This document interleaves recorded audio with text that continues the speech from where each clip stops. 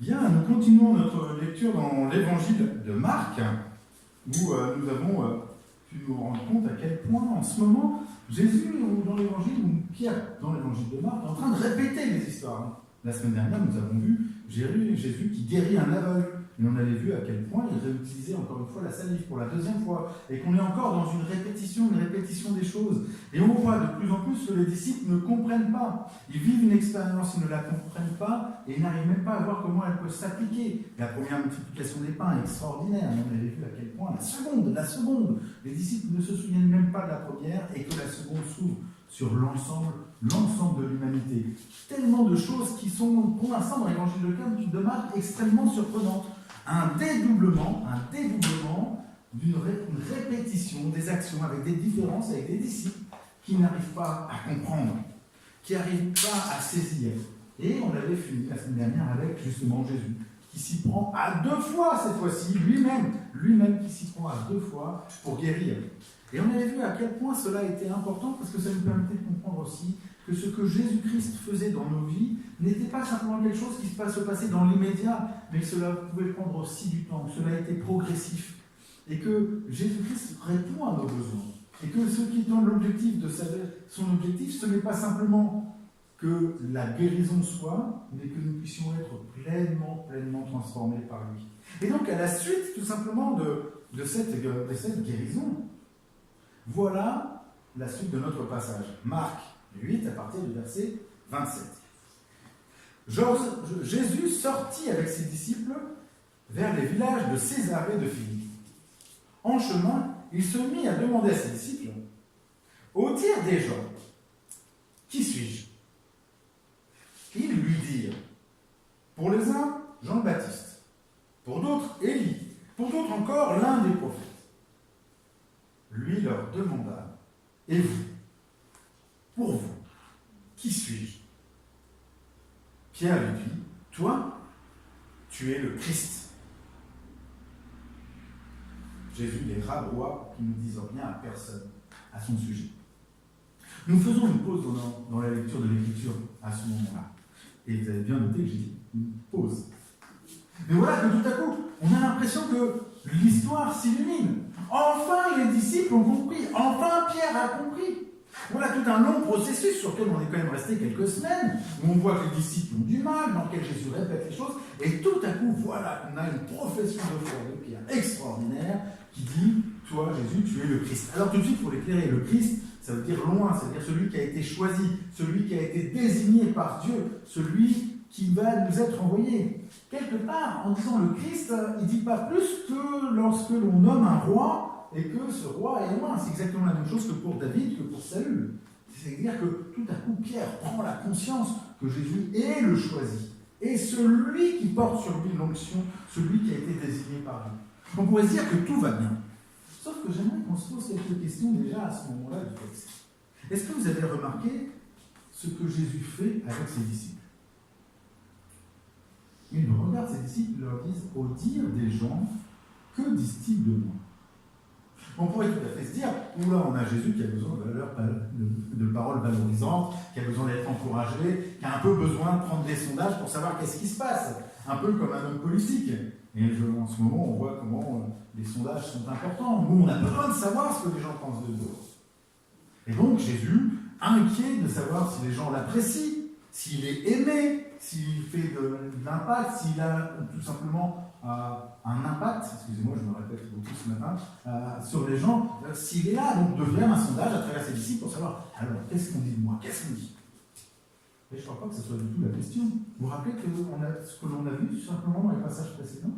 On avait vu qu'on avait un Jésus qui avait le souci des gens, et le souci du besoin des gens.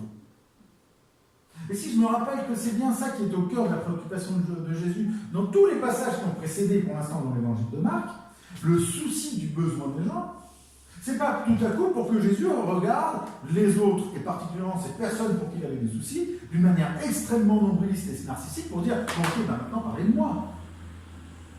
S'il se fait du souci des gens, ça veut dire qu'aussi il se fait du souci sur ce que les gens comprennent de lui. Et donc la question que Jésus pose ici n'est pas tant de savoir s'il est aimé, mais de savoir si le souci qu'il a eu pour les gens a porté son fruit. Quel retour il a eu? Qu'est-ce que les gens disent de moi? Comment ils m'ont reçu? Non pas pour lui se mettre en avant, mais parce que ce qui est l'intérêt de Jésus dans cette question, c'est encore une fois ceux qui l'ont reçu.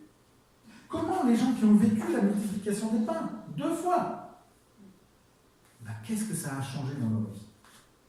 Qu'est-ce que ça a amené dans leur compréhension de qui je suis? Qu'est-ce que ça change? Qu'est-ce que ça modifie? Quel est leur regard maintenant? Et cet aveugle, et ce sourd, et ces pharisiens, et ces scribes, qu'est-ce que ça dit de moi pour eux? Qu'est-ce qu'ils disent de moi? Et là, la réponse des disciples est extrêmement intéressante. Ils disent, certains disent que tu es Jean-Baptiste, d'autres disent que tu es Élie, d'autres disent que ceci, cela. Voilà que tout à coup, on part et on s'éloigne de la personne même du Christ. Voilà que tout à coup, on se rend compte que toutes ces personnes qui ont vécu les miracles n'ont pas encore rencontré le Christ. C'est presque paradoxal. On pourrait se dire, voilà que la foule nombreuse qui a vu les miracles se dit, voilà Jésus en face de nous. Sauf que ceux qui restent, c'est de se dire, ça correspond à ce que je connais. Alors ils le mettent dans des cases qu'ils connaissent. Celle de Jean-Baptiste, qui vient de passer juste avant, qui prêchait la loi. Ou bien celle d'Élie, qui faisait des miracles juste avant. Mais tout à coup, on se rend compte que malgré tout ce que Jésus a fait, ils ne l'ont toujours pas reconnu. Ils ne savent toujours pas qui il est. Et ça, c'est un premier constat qui est extrêmement important. Un Jésus qui se soucie d'une foule et de gens qui, eux, ne le reconnaissent pas. Et ne savent même pas qui il est. Moi, ça me touche. Ça me touche parce que trop souvent, nous, dans l'Église, on voudrait que les gens reconnaissent d'abord Jésus, pour ensuite qu'ils puissent expérimenter dans leur vie ce Jésus. Et le texte nous montre exactement l'inverse. Le texte, depuis le début de l'évangile de Marc, nous marque un Jésus qui s'occupe des gens, même quand ces gens ne savent pas qui il est et pourquoi il le fait. C'est complètement pas productif. Ce gars, dans une boîte, il est viré. En clair, il dit, on va d'abord tout donner gratuitement, mais on ne va même pas leur donner le nom de la marque qui leur a fait le cadeau. Donc vous imaginez, vous arrivez chez vous, et vous avez le colis extraordinaire, vous avez la maison, vous avez la voiture, vous avez les biens pendant une année entière, pendant 10 ans de salaire. Et puis c'est pas signé. Et vous ne savez pas qui vous l'a offert. Ni pourquoi. On vous l'a simplement offert. Alors vous dites, tiens, c'est peut-être une opération commerciale de Carrefour. Ou bien c'est peut-être mon député qui a débloqué des fonds. Je cherche une solution dans ce que je connais. Mais pourtant, j'ai toujours la voiture. Et j'ai toujours les biens. Mais ils ne sont pas retirés. Il y a quelque chose qui est extraordinaire dans ce que Jésus est en train de dire de lui-même. Il ne fait pas des choses pour les gens pour qu'ils le croient et qu'ils le suivent. Il le fait parce qu'il se soucie d'eux. Et nous, dans l'Église, pourquoi est-ce qu'on parle de Jésus? Pour que les gens se convertissent? Pour que les gens viennent dans l'Église, qui remplissent nos rangs? J'aimerais qu'on remplisse les rangs. Ce serait bien. Mon ego, on serait flatté. D'accord? Et la pastorale nationale où je vais aller dans quelques semaines, ça serait tellement bien que je puisse dire, waouh, on a grandi, on a du monde. Mais c'est pas du tout ce que je fais. Et je suis censé être un petit Christ quand même. On est censé l'être. Il ne le fait pas pour que l'Église grandisse, il le fait parce qu'il se soucie des gens. Il s'intéresse à eux, même au prix que les gens ne le reconnaissent pas. C'est la première chose que le texte m'apprend. La deuxième, c'est la question qu'il pose à ses disciples ensuite. Et il dit, et vous? Parce que c'est bien beau Jésus qui se soucie des autres. Mais c'est aussi bien de se soucier de ceux qui sont autour. Et tout à coup, Jésus montre qu'il se comporte avec ses disciples comme il se comporte avec les gens. Et vous? Je vais vous remettre au centre de cette histoire. C'est quand même assez extraordinaire que dans cette histoire, le seul qui ne soit pas au centre, c'est Jésus. Et là, et vous? Qui dites-vous que je suis? Ça, c'est une vraie question. Moi, je peux vous donner une réponse théologique. C'est le Christ, c'est moi, c'est celui qui est mort pour moi, etc. Mais ça n'aurait aucun sens que je vous donne la réponse qu'il faut trouver. C'est une vraie question que Jésus-Christ nous pose à chacun d'entre nous, là où nous en sommes. Pour vous, qui je suis aujourd'hui? Et il n'y a pas de bonne réponse. Vous voyez le lien qu'on a fait avec la présidence, avec la réponse de tout à l'heure. Si je vous donnais la bonne réponse, je serais tellement à côté de ce que Jésus est en train de faire. Ce matin, Jésus-Christ te pose la question à toi. Pour toi, qui suis-je? Je ne te demande pas ce que les autres pensent. Je ne te demande pas la bonne réponse. Je ne te demande pas la réponse qui te permettra d'avoir une bonne note à la faculté de théologie, d'élection de Vaud, ou je sais quoi. Non, je te demande qui je suis pour toi. Il n'y a pas de piège. Il n'y a aucun piège dans la question de Jésus. Il n'attend pas la bonne réponse pour dire « Ah, toi, tu as bien répondu, toi, tu as mal répondu, toi, tu vas faire quelque chose. » Il n'y a aucun piège. Il y a un souci de Jésus de se dire au jour d'aujourd'hui, excusez-moi, je ne peux pas dire ça, au jour, maintenant, à ce jour, à ce moment T, à cet instant précis, je suis qui pour toi? Rien peut-être. Tout. Mon sauveur, mon ami, mon frère, mon salut, une idée, une pensée, un modèle. Je n'ai pas de réponse. Je ne peux pas avoir votre réponse. Parce que ce qui est important ici, ce n'est pas la réponse, c'est le fait que Jésus nous pose la question. Il te pose la question. Je suis qui pour toi aujourd'hui? Et là, simplement, que tu puisses prendre le temps de dire, voilà, ce que tu es pour moi aujourd'hui. Et peut-être que ce n'est pas ce qu'il était pour moi hier, ni ce qu'il sera pour moi demain. C'est un Jésus qui se soucie de moi maintenant. Et ça, c'est exactement ce qui se joue dans une relation. Dans une relation, je ne me soucie pas de ce que l'autre était pour moi hier, ni de ce que l'autre sera pour moi demain. Je me soucie de l'autre dans ce qu'il est et là où il est aujourd'hui. Qui suis-je pour toi aujourd'hui? Je veux pas répondre. Alors là, Pierre lui répond. Tu es loin. Super. Là, on pourrait s'attendre à Jésus qui dit waouh, génial, t'as bien répondu, c'est super, génial. Vous avez remarqué que pas du tout. Il dit taisez-vous. Vous avez noté la suite du texte? Il raboute. Attends, il vient de donner la réponse théologique la plus juste qu'on peut avoir. Celle sur laquelle on a prêché pendant des années. On a prêché pendant des années pour dire voilà la foi, la profession de foi de Pierre, il dit qu'il est le Messie, qu'il est loin. Jésus dit le rabout, il ne lui dit pas ce terme. C'est plus dur qu'avec tous les autres qui avaient vécu des miracles, qui disent taisez-vous, ne dites pas ça. Pourquoi il fait ça? D'abord parce que son intention c'est de savoir où on en est et pas d'avoir une bonne réponse, d'accord? Ensuite, certains diront c'est parce qu'il n'avait pas encore annoncé sa mort, ce qui va venir juste après. Mais c'est surtout parce que l'objectif de Jésus, c'est que chacun fasse une expérience de lui. Si moi je viens et que je viens te dire, voilà, il faut que Jésus soit ton sauveur, il faut que Jésus soit ton sauveur, il faut que Jésus soit ton sauveur, il faut que Jésus soit ton sauveur, parce qu'il a donné sa vie pour toi, parce qu'il a donné sa vie pour toi, parce qu'il a donné sa vie pour toi. C'est bien beau, c'est vrai, c'est vrai. Mais ça n'a aucun sens tant que vous ne faites pas l'expérience de cela. C'est parce que moi je vais vous dire qu'il va définir qui est Jésus pour vous. Ça s'appelle une religion. Ça s'appelle un système. Jésus il dit non, taisez-vous. C'est pas un système que je suis venu établir. C'est une rencontre. Je suis venu te rencontrer et te rencontrer. Et là où tu en es. Et d'ailleurs, c'est pour ça que la suite va être intéressante. Donc, bien sûr, Pierre fait une réponse magnifique. Et je la crois profondément sincère. Et vous vous rappelez que c'est Pierre qui raconte cette même histoire. D'accord? C'est extrêmement important. C'est-à-dire que tout à coup, Pierre dit, voilà, moi, à ce moment-là de l'histoire, j'ai reconnu que Jésus, c'était loin de l'Éternel. C'était celui que j'attendais, celui que l'ensemble du peuple juif attendait depuis maintenant des années et des années. Celui qui vient avec toute la représentation qu'il peut avoir, compliqué ici de dire exactement laquelle il avait, puisqu'il y en avait plusieurs à ce moment-là. Et donc, on pourrait dire, voilà un Pierre qui a réussi à donner la bonne réponse. Il a la bonne relation avec le Christ. Et regardez ce qui suit. Je reprends les lectures de l'Écriture. Alors Jésus commença à leur apprendre qu'il fallait que le Fils de l'homme souffre beaucoup, qu'il soit rejeté par les anciens, les grands prêtres et les scribes, qu'il soit tué et qu'il se relève 3 jours après. Il disait cela ouvertement. Alors Pierre le prit à part et se mit à le rabrouer. Le même terme, vous notez bien. D'accord? Mais lui, Jésus, se retourna, regarda ses disciples et rabroua Pierre. Va-t'en derrière moi, Satan, lui dit-il. Tu ne penses pas comme Dieu, mais comme les humains. Vous avez déjà fait le rapprochement entre les deux textes?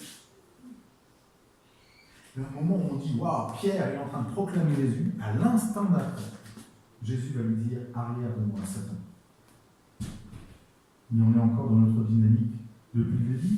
On croyait avoir notre respiration qui nous donnait la solution de cette tension dans laquelle tout ne se résolvait pas en un instant, dans laquelle il y avait tout un processus éducatif pour tous les disciples. Et voilà que tout à coup, alors que l'on pense qu'enfin on est parvenu avec une profession de foi de Pierre extraordinaire, l'instant d'après, nous sommes exactement à l'opposé, nous sommes arrière de moi, Satan. Je ne sais pas si vous mesurez l'importance de ce que c'est.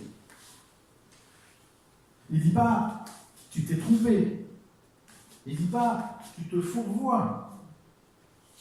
Il dit arrière de moi Satan, c'est-à-dire qu'il rappelle ici directement la tentation que Jésus a eue dans le désert. Pierre, tu n'es plus un vis-à-vis pour moi, tu deviens un tentateur pour moi. Tu deviens un ennemi pour moi. Tu deviens quelqu'un qui va me détourner de qui je suis. Ça doit être très très violent pour Pierre. Je n'aurais pas voulu être à sa place. Mais je trouve magnifique que Pierre nous raconte l'histoire en associant les deux. D'abord, ça ne met pas en avant, et ça remet quelque chose d'autre au centre de l'histoire. Jésus, il s'est soucié de ceux qui sont là, la foule et de ses disciples. Et après cette profession de Pierre, et dans laquelle il répond en disant « Ne n'en parlez pas, ce n'est pas sa place, ce n'est pas le lieu, ce n'est pas ce que je recherche, parce que c'est la rencontre. » Cette fois-ci, Jésus va parler de lui. Et il ne va pas parler de lui comme on s'y attend, vous avez noté, hein. Il ne va pas parler de lui en disant, ben voilà, c'est vrai, c'est moi le Messie, c'est moi le roi, c'est moi le Tout-Puissant, c'est moi qui est capable de faire un caméo, là, et de pouvoir exterminer ou finir les Romains qui sont à côté. Il ne parle pas de ça. Il dit, maintenant je vais vous parler de moi. Je me suis intéressé à vous, je vais vous parler de moi. Et ma réalité à moi, c'est que je vais souffrir. Ma réalité à moi, c'est que je vais mourir. Ma réalité à moi, c'est que après cette mort, je vais ressusciter. Mais ça, c'est pas compréhensif pour Pierre. C'est pas compréhensif pour nous. Parce que même trop souvent, et pour nous les premiers dans l'Église, ce qui nous intéresse dans notre relation au Christ, c'est pas tant le Christ que nous-mêmes. Qu'est-ce que ça fait de nous? C'est pas du tout sa réalité à lui. C'est pas du tout sa personne à lui. C'est pas du tout ce qu'il vit lui. Et puis Pierre ne peut pas imaginer, ne peut pas concevoir que celui que tout à coup il reconnaît comme loin puisse tout à coup être aussi vulnérable, aussi faible. Alors tout à coup Pierre prend une place une relation. Il dit non, ça n'arrive pas. Mais c'est terrible dans une relation. Imaginez, vous êtes avec votre conjoint, avec votre ami, avec quelqu'un qui est extrêmement précieux pour vous, et vous êtes en train de vous confier à lui, vous lui dites quelque chose de profond, d'intime sur vous-même. Et la personne vous renvoie une négation en disant non, c'est pas vrai. C'est vous. Vous êtes en train de dire, tu sais, au boulot c'est difficile. J'ai du mal. Les valeurs qui sont les miennes ne sont pas respectées. Et la personne vous renvoie, mais on s'en moque, t'as rien compris, t'as qu'à changer de boulot. Vous n'avez jamais entendu ce type de conversation, hein? Vous allez rester longtemps ami avec cette personne? Je peux vous assurer que le lendemain, c'est déjà plus votre ami. Qu'est-ce qui se passe là? Heureusement que Jésus est resté avec Pierre, mais bien plus.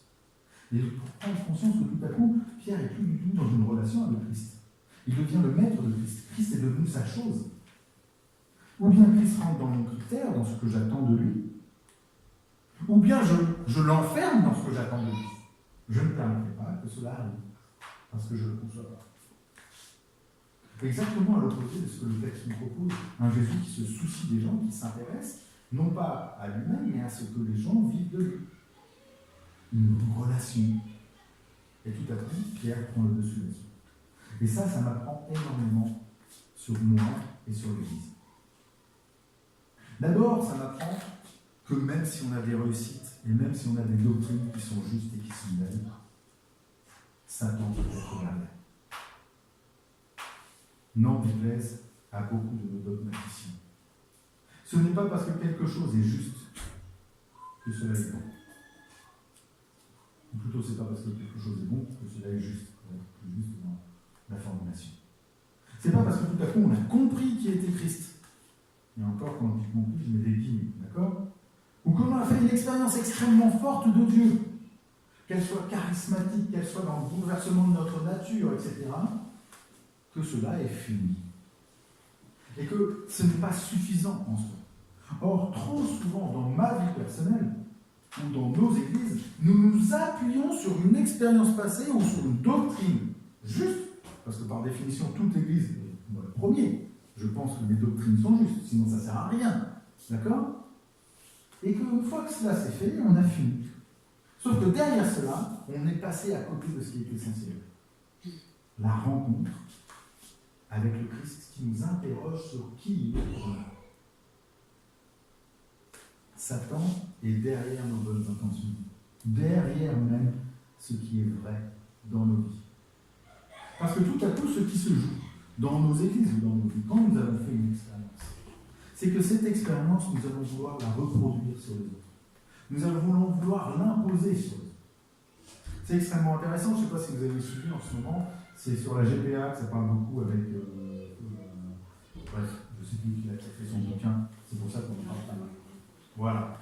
Et ce qui est intéressant, c'est que ce gars, il met en avant le fait que son expérience devient norme.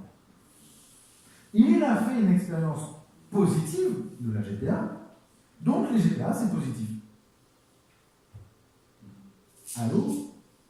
De l'autre côté, on a des gens qui font une expérience négative, ou qui ont une vision philosophique ou théologiques qui disent que c'est pas juste et qui disent c'est pas bon. Dans les deux cas, on est exactement dans ce qui se passe entre Pierre et Jésus. Nous sommes avec des personnes qui fondent sur leur expérience, qu'elle soit juste ou pas, d'accord, un dogme qui doit être imposé aux autres. Et tout doit rentrer dedans. Et on rentre ensuite dans de l'émotionnel. Mais c'est ce qu'on fait aussi dans notre vie spirituelle, parce que c'était facile de parler de la GPA. Parce qu'on va se dire que nous, en tant que chrétiens, on est positionnés. Je ne suis pas sûr qu'on va s'y positionner que ça. Mais comment est-ce que j'ai vécu ma rencontre avec le Christ? Avec une expérience de foi? Avec une expérience charismatique? Par une compréhension théologique? Par comment je l'ai rencontré? Et comment je définis l'autre? Est-ce que l'autre peut le rencontrer autrement? Est-ce que l'Église peut se vivre autrement que comme nous la vivons? Est-ce que ça peut être autre chose? Pour moi, le Christ il est en train de répondre en disant, bien sûr que c'est autre chose. Et c'est même autre chose par définition. Sauf que ce que nous faisons, c'est que nous enfermons, nous amalgamons et nous imposons même à Dieu notre manière de croire. Sans nous en rendre compte par moments, nous avons enfermé le Christ lui-même dans notre compréhension du Christ. Vous me suivez?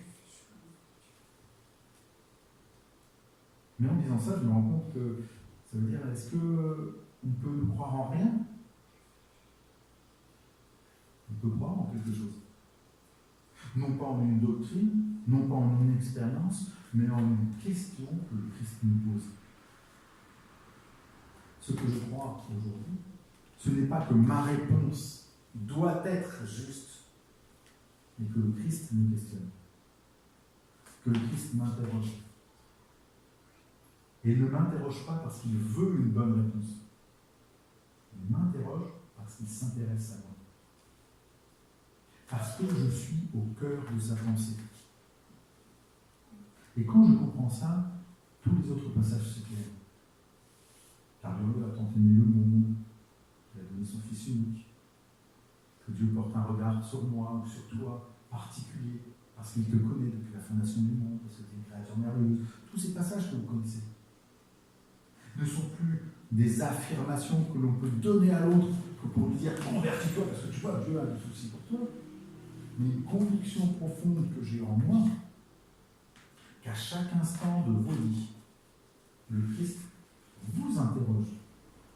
Et encore une fois, pas parce qu'il veut une bonne réponse, mais tout simplement, il t'interroge en disant je suis qui? Et que de répondre à cette question, c'est ce qui va établir entre nous et lui une relation saine, bien positionnée, dans lequel je ne cherche pas, comme Pierre, à reprendre le dessus, à l'empêcher d'être ce qu'il veut être, en l'enfermant dans ce que je veux qu'il soit pour moi. ou en l'enfermant dans ce que je veux qu'il soit pour l'autre. C'est mon piège. Moi, je suis dans une phase de ma réflexion spirituelle dans laquelle le questionnement, comme vous l'entendez dans ma prédication, la réflexion, la raison a une importance extrêmement importante dans ma relation au Christ. Mais est-ce que ça veut dire que c'est le seul moyen que le Christ a pour toucher les gens? Si je dis que oui, si je crois que oui, je deviens comme Pierre.